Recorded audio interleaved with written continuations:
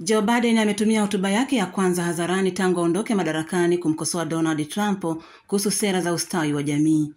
Akizungumza katika mkutano mjini Chicago Aprili 14, rais huyo wa zamani wa Marekani amelani jinsi utawala wa Trump umechukulia mpango wa Social Security, usalama wa kijamii, akisema serikali imetumia shoka kulikata. Trump na Elon Musk wameongeza juhudi za kupunguza gharama serikalini. Wameeleza kuwa mpango huo umejaa udanganyifu.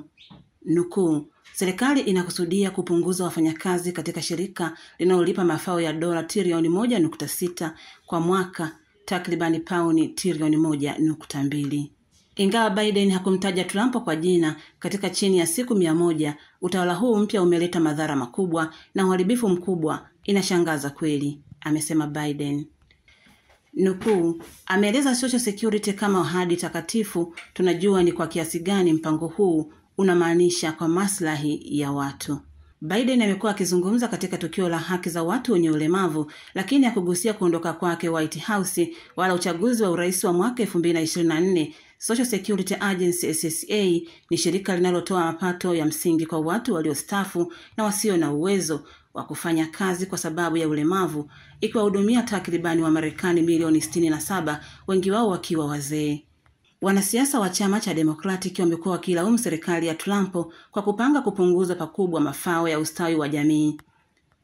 Tangu mwezi Februari, wanachama wa idara ya Elon Musk inayoitwa Department of Government Efficiency wamekuwa wakifanya mageuzi makubwa wakilenga kupunguza ajira 7,000. Musk ametaja mpango huo wa Social Security kuwa ni utapeli mkubwa zaidi kuwahi kutokea.